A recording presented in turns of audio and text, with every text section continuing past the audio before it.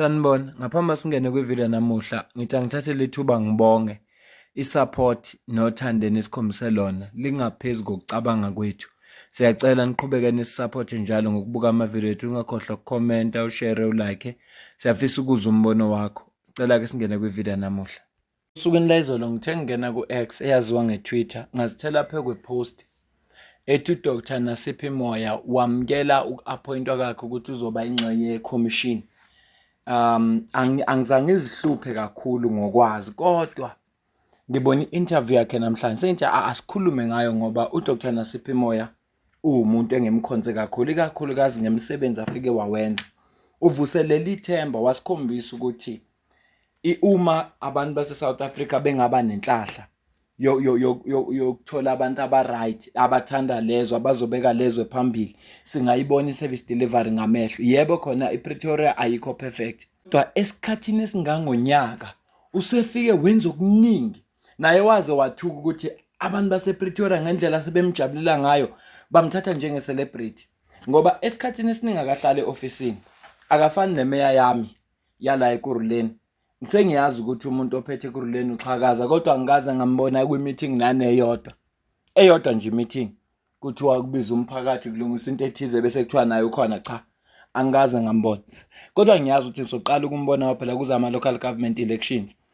Siyazi ukuthi sizoqala ukubabona, kodwa uDr Nasiphi Moya ufike wavuselela leyo nto leyo. Sayibona ukuthi imeya kanti iyaphuma e-office, isondele kubantu, izizwe izikhalo zabantu. Uma kunenkinga abantu bakwazi ukukhuluma nemeya ngqo. Ey'ntweni nje abazenzile nethimba lakhe, ngoba akayedwa lapha.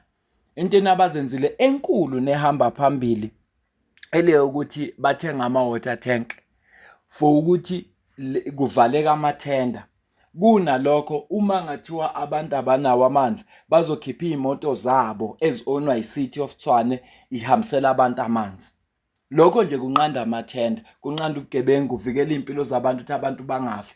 Okwesibili, ukuvala kwe-waste management, ukuthi cha, i-City ayithenge ezayo iy'moto. Umuntu ozoqashwa asebenza ukuthi baqoqa izibi noma udoti emzini abantu mhlawumbe njalo ngeviki, labo bantu labo bazoqashwa i-City. Ama-security guard aphansi kwe-City of Tshwane, ama-cleaners aphansi kwe-City of Tshwane. Izinto lezi abazenze sazibona ukuthi into esishoda ngayo eSouth Africa nakulaba abaphethe mina nawe la esesakhe ngakhona ukuthi there is no political will. La kune-political will khona siyazibona izinto zenzeka. Isizathu esenza ukuthi ngithi ukunqandeka kwamathenda kukhona iy'mpilo zabantu ezizophepha yilesi. The motive for these killings in the main were tenders. So, and the people that were affected in the main are the municipal managers, the CFOs or municipalities, and as well as different departments within the provincial government that end up being exposed in these matters because they are not awarding a tender to the place where some people are expecting them to send it to, which might be politically driven. And you will find that while we are pursuing that, maybe the family relatives of such individuals, they become victims themselves. Typical example, if the CFO or the municipal manager relative is kidnapped or the family is attacked and they were thinking that they are taking the political leader or the CFO or municipal manager, but maybe they attack his family and he's not there at the time. We can see as a province that this looks like was directed at this person, and this person is protected by the work of this team, but the relative is not. But we can see this attack was aimed at getting to this person, so we take that docket and it becomes a parallel docket because it's not listed. That individual who's a victim is not listed as one of the priority people that we must focus on. Generally Mkhwanazi la ukhuluma nge-political killings, ama-investigations abawenza ukuthi the motive behind ama-political killings ingenxa yamathenda. So ngoba i-KZN kwaba nale political killings task team, kodwa lento akusho ukuthi yenzeke e-KZN kuphela. Ekuruleni i-auditor yakhona Auditor General uDutshuliwe emveni kokuba ethola ukuthi kunemali ezingasetshenziswanga kahle khona nje Auditor General owadutshulwa la eKuruleni. Ezinye zezizathu lezi zenza ukuthi ngithi uma oDr Nasipho Moyo bethi cha sithenga ama water tank azo-ownwa yi-City of Tshwane kuzonqanda yona leyo nto leyo ngoba khona impilo zabantu ezizophepha akusezukuphuma tender. Kodwa ngaphambi kokuba sifunde istatement lesi engithi ngisibona izolo siphinde sibuke nale interview ayenze neNewsroom Africa uDr Nasipho Moyo ukuchaza ngale ngeqhaza lakhe kule commission leyo aqokwe kuyo upresident wethu konje abantu bangikhuzile ukuthi ngingatsho ukuthi uPresident Ramaphosa is our Lord and Savior. Kodwa ngizohlala kanjani engasho ngoba uyena umuntu okwathiwa lo uzosave izwe lase South Africa. Uzolibuyisa kuZuma nakumaGupta. So uyena umuntu wayezosave izwe loyo. Ingakho ngembizo ukuthi our Lord and Savior. Sengizozama ukuye kunje sengijwayele ukuthi mangikhuluma ngoPresident Ramaphosa bese ngijobelela ngokuthi is our Lord and Savior. Sengikujwayele ngizozama nje ukuthi ngikiyeke ngoba abantu abaningi abakuthandi lokho. Njengoba ngishilo ukuthi sizobuya kudaba lika Dr Nasipho Moyo kodwa ngifisa siqale la. And do we need them? Do we need a middleman for this program of NSFAS? Or should we not capacitate NSFAS so that it is able to run these payments if it must do these accreditations, and there is no need for solution providers whom, by the way, Didi, I don't know if you don't know, they don't have the required licenses. So you've got 4 middlemen companies that don't have the required licenses to perform the duty that NSFAS has appointed them to perform. And because they don't have that license, they went to go and subcontract. So you've got a middleman of a middleman. NSFAS says to you, please come and do the payments. You accept that responsibility, you accept that contractual obligation, but you know you don't have the necessary skill set for this thing. Instead of saying, I can't do this, you go and subcontract. What does that mean? There's a lot of money that goes missing in the system. But just maybe before I go to CFO, just to get the view of the department, as far as that project is concerned. I'm a strong systems believer, and most of this work can be done via systems.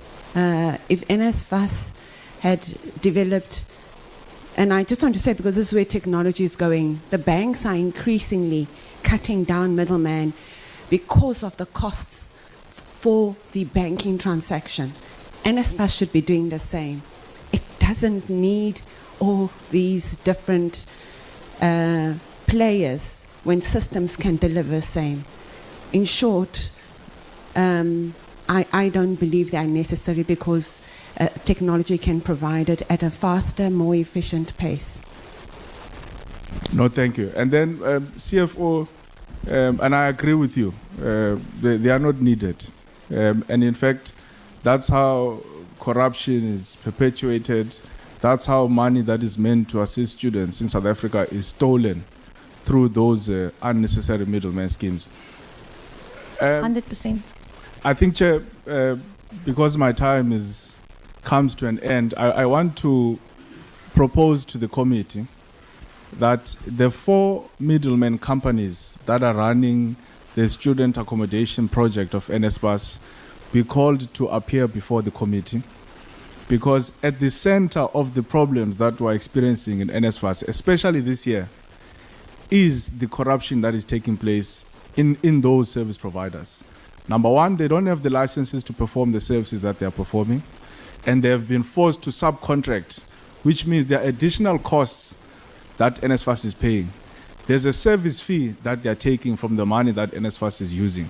But moreover, NSFAS has no way of tracking. I'm surprised an employee from NSFAS claims to not have seen that letter, because NSFAS even goes on TV and says the problem is not with us, we've paid the money to the solution providers, which means NSFAS has no way of tracking that if I give a middleman 10 million to pay for students, does that 10 million reach where it's supposed to go? And they only discover when there are complaints from the university, when there are complaints from the students. So I want to submit that, Chair.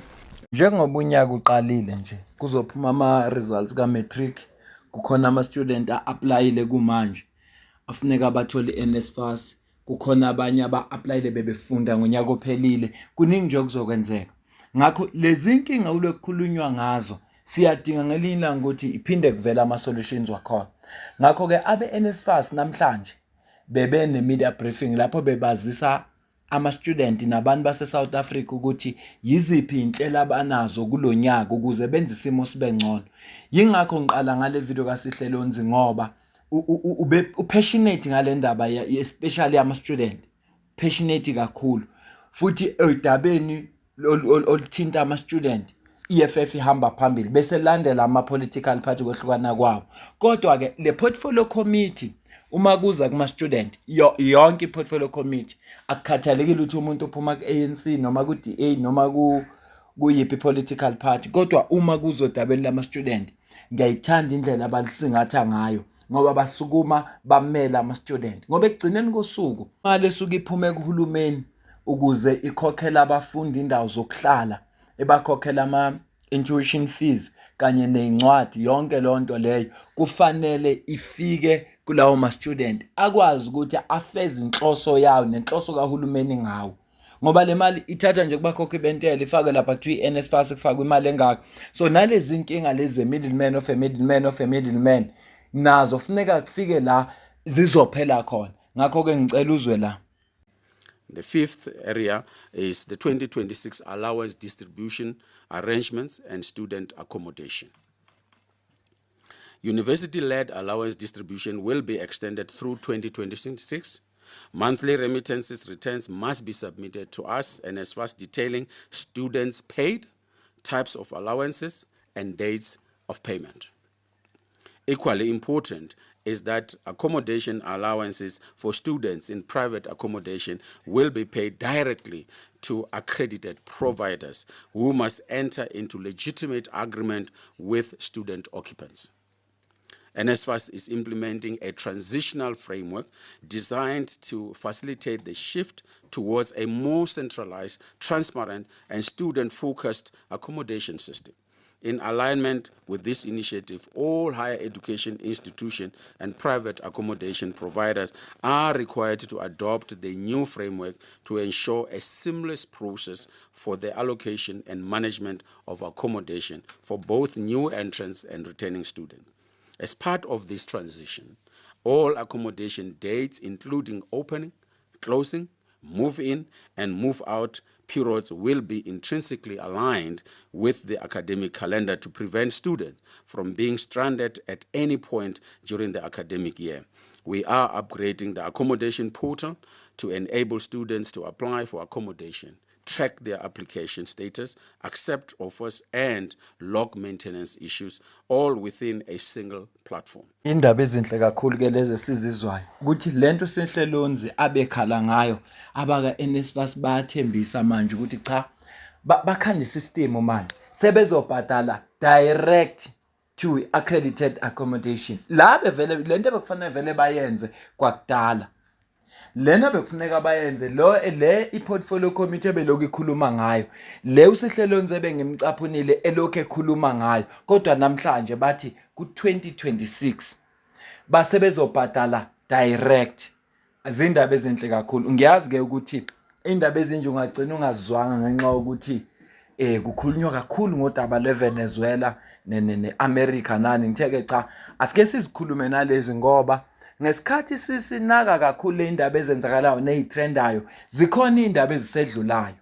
Asike sikhuluma udaba lika Dr. Nasiphi Moyo, kodwa mangibuka isikhathi angikholwa ukuthi sisazosifunda istatement. Into esoyenza socaphuna ivideo yakhe ngoba kuyivideo yakhe uzochaza ukuthi njobe appointwe kuphi yani le commission naye futhi kungane yamukelile. Usho ukuthi lento esizoyifunda iyona nale azoyichaza. Ngibalekela isikhathi mangibuka ukuthi le video seyiku 14 minutes angayifaka ivideo yakhe angafunda istatement. Ngicela uzwe la.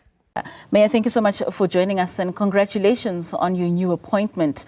You're one of 25 commissioners that have been appointed by the President. Talk to us about what inspired you to accept this appointment to the Presidential Climate Commission, and how do you see your role influencing national climate policy from a local government perspective? Good morning, Katlego, and good morning to your viewers at home. So this is the second time that I get appointed to the commission. I joined the commission quite late in the last term, representing local government. So I am a nominee of the South African Local Government Association. There's two of us as councillors there. We've got another councillor from Free State, Councillor Pukutsi. I think there is now a time where we must elevate the discussion about climate change and the impact that it's having, especially on service delivery, especially in saving the most vulnerable in our cities and in our municipalities. So the role that I think needs to also be elevated, which is a point that I make in the commission, is that if you're going to resolve or respond, effectively to the impact of climate change in our country, you need to involve local government, because the impact of floods, the impact of the change in the weather, it's felt at in local communities. And the city of Tshwane is quite advanced in terms of the plans. We've got our climate action plan. We've got a lot of, projects that we've piloted over the years. I mean, as early as 2015, the city of Tshwane is already working on the climate response.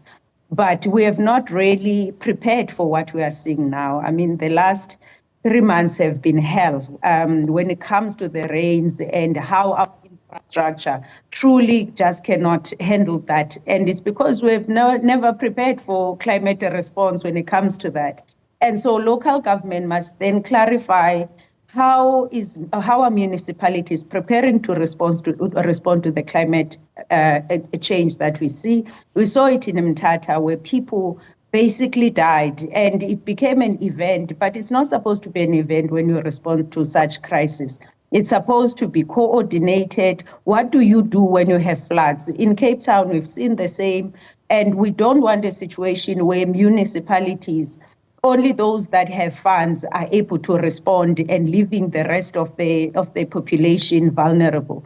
So local government's voice is quite important in that it brings the practicality on how do you resolve on a day-to-day basis, whether you are adapting or whether you are mitigating. But all of those things, they happen mainly at a local government level. But then you want to talk about sustainability. How is the infrastructure on energy, on water, roads infrastructure? How are you preparing for the future? Because climate change is not going to go away anytime soon. So we need to respond to it, and all municipalities must have plans to respond to climate change. And obviously the voice at the commission is to make sure that we don't alienate local government from other role players, that we contribute to the response for the country. Usechazile ku Dr. Nasiphi Moyo. Yingakho ngithi angisiboni isidingo sokuthi ngingafunda istatement, ngoba ku statement uchazwa nento efanayo noma kukhona okunye akuvezayo, kodwa akakaqalwa phela ukukhulunywa. Kungcono uchaza izinto asekuqale kwakhulunywa ngazo, kodwa manje nje usakhuluma ukuthi usamukela ukwamukela ukappointwa kwakhe, wamukelile naye ukuthi cha uyavuma ukuthi uzoya lapha ya. Manje njengoba ela ubiyachaza ukubaleka ukuthi abe khona naneqhaza ezodlalwa yibo as abantu abarepresenta ama-local government. Wenza umzekelo-ke ngey'ndawo lezi zako-Eastern Cape, lapho khona okwasuka Gift of the Givers, lapho abantu izindlu zabo zazithathwe zikhukhula. So ezinye zezinto lezo kufuneka kukhulunywe ngazo, and kubalulekile ukuthi ku-include abantu be-local government, ngoba uma manje kunemvula eningi kuthiwa le mvula isi-affect abantu laba abahlala emhlabeni womasipala, la kuphethe khona bona izamameya namakhansela. So yingakho kubaleka ukuthi babe khona, nanokuthi kufuneka kuxoxe ukuthi ey'ndaweni lezi ezingamanzi noma ezinamanzi amaningi kulungiswa kanjani ukuze abantu basheshe besuswe. Ithi iqambe ifika imvula, zifika lezi lezikhukhula abantu sekuzame ukuthi zigwenywe lezi zinto bekugcineni kosuku ufuna kuziwe nezixazululo. Ngakho-ke yingakho-ke ethi yena usamukelile-ke ile lokubekwa lokuqokwa kwakhe ukwamukelile ngaleso sizathu ngoba awukwazi ukuthi ungakhuluma ngezinto ezi-affect abantu uma-ke kwathiwa kune-climate change bese ushiya bona as abantu be-local government. Angeke uzukwenze lokho. Ngikubona nami kubalulekile ingakho nje bengithi asidlule kukho. Manje ngenxa yesikhathi angeke sisasifunde istatement. Kodwa engikujabulelayo ukuthi into eningi ebhalwe kwistatement useyichazile yena. Iyona into ebibalulekile. Ngiyacela ukuza ukuphala kwakho la ku-comment section ngizwe ukuthi wena ubona kanjani. Ngizwe ukuthi wena ubona kanjani. Nalolu daba lo-NSFAS. Ukuthi nansi into ebeyikhalelwa kwi-portfolio committee lapha eParliament. Namhlanje sizwa aba-NSFAS bethi cha bayixazululile. Ngakusho mina ukuthi labantu esibavotela abalapha eParliament bayawenza umsebenzi wabo. Ikakhulukazi kuma opposition ukuthi nje abazithathi inqumo. Ngeke ngibuka umuntu athi hayi i-EFF kudala yafika eParliament kodwa azikho inguquko esizenzile. Bese uyazibuza ukuthi i-EFF ngoba ayikaze eziphathi iziphi inguquko efuneka izenze. Kodwa emsebenzini ofuna wenziwe yibo siyabancoma. Ngoba nabo sihlelwenzi bayiraise lento le namhlanje sesizwa okuhlukile. Ngenxa ukuthi bona bayiraisile ngoba iwona umsebenzi wabo. Ingakho kufanele sibuka ama-portfolio committee. Sizokwazi ukuthi labantu esibathumile ukuthi abawusimele. Kufana nomuntu othi sopolitiki bayabheda bonke uvela umbona ukuthi lo unenkinga yangempela uyimpumputhe ebonayo. Umuntu nje ovele wathatha ingqondo yakhe angazi noma nje uthi uyishiye ekhaya wahamba yena nje yedwa empty nje kuya akacabanga. Ngeke ukuthi ngenxa ukuthi ku corrupt political party eyodwa noma umuntu othize we-political party usolakala einsolweni ethize bese uthi bonke labantu ba useless ekubeni uzwa sincoma imisebenzi engaka. Ingakho mina umuntu osuke ekhuluma kanjalo ngivele ngibona ukuthi hayi ingqondo yakhe uyikhiphile wayishiya ekhaya empty yena nje obehamba akarizini. Mina nawe sidibane kwivideo elandelayo.